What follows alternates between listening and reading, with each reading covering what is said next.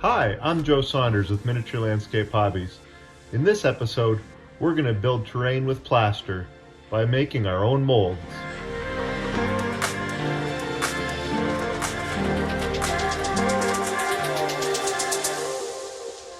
If you want to learn more about building a miniature, make sure to subscribe.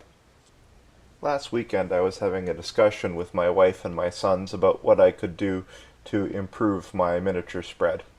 And one of the things that came up was that it was lacking some color. So I needed to come up with a project that would add some color. At the same time, my son and I have been playing a lot of Team Yankee, which is set in the Cold War. So I decided I wanted to build some terrain that would have a real distinctive Cold War look to it. So after some research and some studying up on the subject, I decided to build some sections of the Berlin Wall. I could add graffiti to them, and this would add the much needed color, and of course the Berlin Wall itself is a very iconic thing from the Cold War. I also wanted to do a slightly different technique than usual. I had been building a lot out of sculpted foam core making walls recently, so I decided I would try something completely different and borrow a technique from the Model Terrain Builder's handbook and make my walls out of plaster. So the first thing I needed to do was build a mold. So I got a sheet of foam core and measured it out. I wanted the walls to be about 20 centimeters long by about 3.5 centimeters tall. So I measured out different channels onto the foam core and prepared the rough layout for how I was going to pour the plaster. Following this, I cut out a series of 1 centimeter wide strips of foam core and using hot glue, glued them down to form the border around the edge of the mold. I also ran a good bead of glue along the sides of the mold to stop any leaks from coming out. Then I glued strips down the center to form the walls of the channels where I was going to pour the plaster. Lastly, in production for the mold, I took some hot glue and I ran a few random shapes and blobs down the middle and the bottom of the mold to just increase the amount of texture on one wall side. Then taking my tweezers, I went in and removed any extra glue or strands of hot glue that could interfere with the molding process. Grabbing my bag of plaster and a dust mask, I went ahead and started preparing to pour the plaster. I took a disposable cup and put an amount of plaster in the bottom and then poured in some water, and taking an old brush to stir it with, I stirred it up and I mixed it until I got a consistency I liked that wasn't too soupy and still poured, but wasn't too thin that it just ran all over. And I carefully began pouring it into the channels of the mold. I applied it as evenly as I could and poured it in a gradual manner. Then after I had some of the channels filled, I grabbed a putty knife and smoothed off the top, trying to keep it level with the top of the mold itself. I then left this overnight to dry. So it's now the next day, and the plaster's dried nicely in the mold. So I grab a craft knife, go in and score around the edges of each of the channels in the mold, and then peeling back the foam core, I pull the pieces out one at a time, and I set them off to the side to dry a little further. When I'm happy with that, then using my fingers, I go back and I pull any of the extra paper off the plaster that may have stuck to it and torn out of the mold. The walls are now ready for me to sculpt in the extra little details. So as the real Berlin Wall is mostly made up in 4-foot wide sections, I go in and rule out 2 centimeter wide sections and then score a border in using my craft knife. Now scale wise it's not exactly 4 feet, It's not even close to 4 feet, but it would be too much crowded detail if I went with 4-foot scale sections. Then after that, I take a knife and I carve some cracks and bumps and other textures into the wall, just in order to increase the amount of visual interest, so you're not just looking at a smooth surface the whole time. I should mention at this point that all the tools and materials that I use in my builds are always linked in the video description, so if you want to check any of this stuff out, go ahead and check it out in the video description. And if you follow those links to purchase any of the materials, I really appreciate it, because that will go to supporting the channel. Now I pour out some black acrylic paint and I water it down quite heavily. And then taking a large brush, I start applying it to the wall sections itself to undercoat it. And remember to do both sides and all the edges. Now it's time to make the walls look like they're made of concrete. So I grab some tan paint and I start first by dry brushing each wall section with it. Then I switch to light gray, liberally dry brush each section. And finally I move to white. Now make sure when you're doing the white not to use it too heavily, because it can overpower the wall section. You want it to look like worn concrete, not like it's all crusted with snow. Now came the fun part, and getting out a variety of different sizes of brushes and colors, I went in and painted all kinds of graffiti all over the sides of the walls. One thing to notice is that I only painted the side which would be facing West Berlin, because the eastern side of the wall was fortified by border police and was actually a no man's land called the Death Strip. So people weren't painting any graffiti there.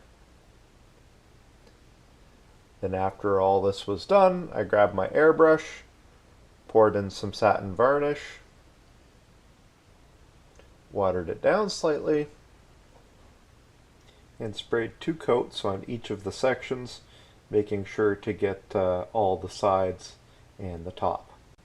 While the varnish was drying, I went on to preparing the bases. So I ruled out sections of foam core that were 20 centimeters long by 6 centimeters deep, and went ahead and cut them out. And I cut 5 of them, 1 for every section of wall. Taking these sections, I then ruled out a 1 by 1 centimeter grid on the surface of them, so that it would match the tile work on my other existing city terrain. And using a pen, I went ahead and scored into the surface the pattern.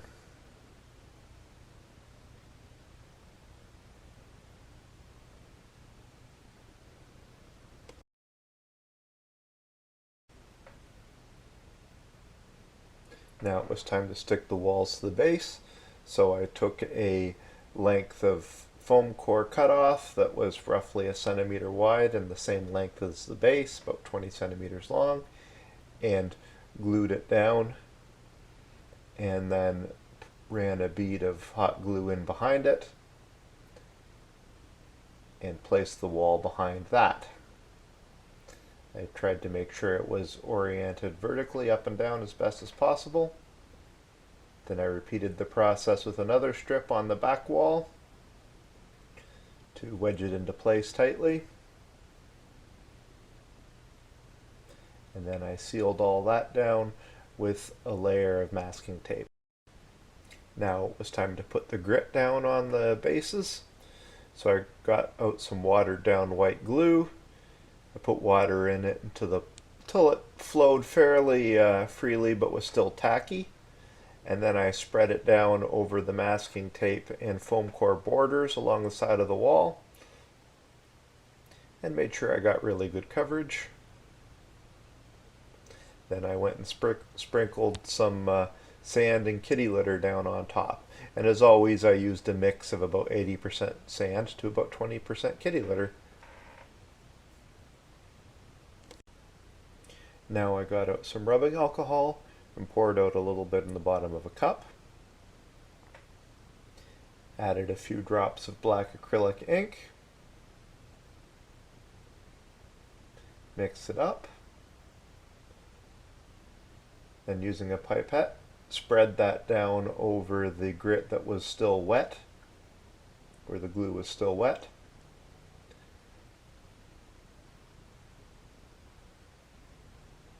And then went and layered some more of the watered down white glue over the top. And in this case I put a few more drops of black acrylic paint in it just to tint it. It's now the next day and all the grit has dried nicely on the base, so it's time to start dry brushing it. As always, I start with dark brown. And I start flicking the brush back and forth, depositing the pigment on the raised portions of the grit. Then after the brown is down, I switch to tan, just to build some depth to the earth tones.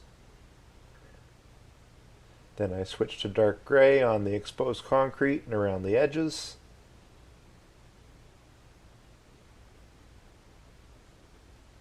And then finally I move to white, and I apply white over both the earth and the concrete areas on the base. Now I move on to putting the razor wire on the top of the walls, and I start by taking some tile spacers. These are sort of like rubber letter X's that you can get at local hardware stores, and they're used to space out between tiles when you're installing them and putting grout in, but I like to use them for, well, pretty well everything. Check hedgehogs, or in this case, metal brackets. So I cut them in half, so I've got two little letter V's,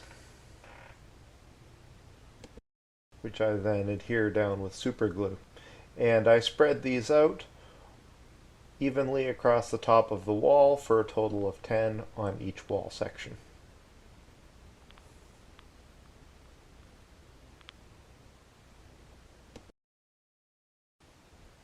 I then follow up by painting each one with black acrylic paint, and then when the paint and glue has dried, I dry brush over it with a gunmetal color paint.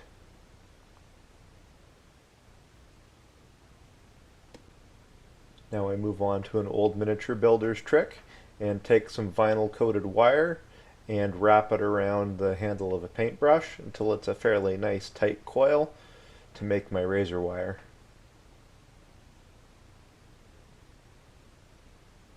I slide it off the handle, put it on my work surface, and grabbing my same brush with the gunmetal paint, I dry brush that gunmetal too.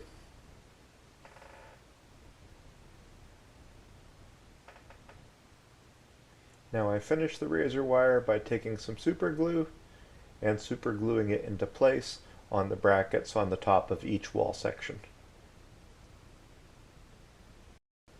Now I move on to the weathering, and I use a series of brown oil-based paints and rust-colored enamel paints, which I blend into the wall using white spirits. I'll put a comprehensive list of these products in the video description. The result is pretty good. When they dry, they generally dry with a matte texture, and so they look really realistic and kind of both rusty and like there's a lot of dust and accumulated grime on the walls. Now I start building the landscape element. So I go and get some clumps of grass that I had made previously, and I'll put a link to this method up so you can see how to build it yourself. And using my pin vise, I drill some holes into the surface of each base where I want the grass clumps to go.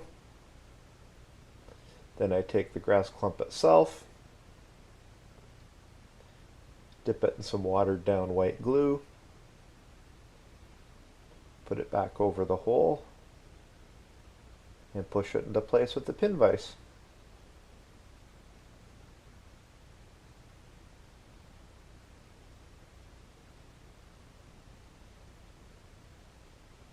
After that, I get out my hot glue, and I also stick down some lichens in various places just to increase the color and variety on each base.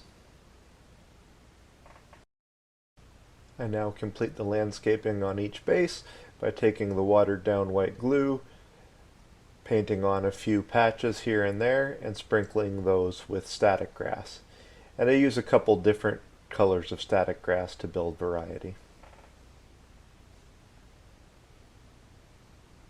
And finally, to complete the project, I grab my airbrush, I grab some acrylic matte varnish, load up my airbrush, and then I go ahead and give all the bases 2 or 3 good size coats to protect it during gameplay or during handling.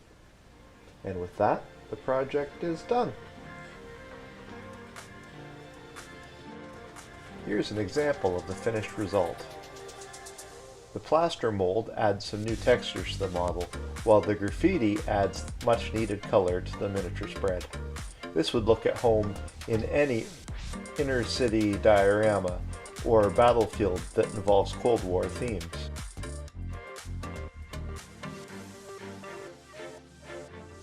Remember that a lot of the terrain that I feature in my videos is available in my Etsy store. The link is in the description. I hope you go over and check it out. Proceeds from any sales will support the channel. That's it for this episode. I hope you enjoyed watching it as much as we enjoyed making it. Please stay tuned for new content twice weeklies on Sundays and Thursdays. Miniature Landscape Hobbies is your source for regular model building, miniature painting, and diorama content. If you have not yet subscribed, make sure you do, and press the bell button to receive immediate notifications so you do not have to miss out. Thanks for watching, and until next time, remember to keep building life in miniature.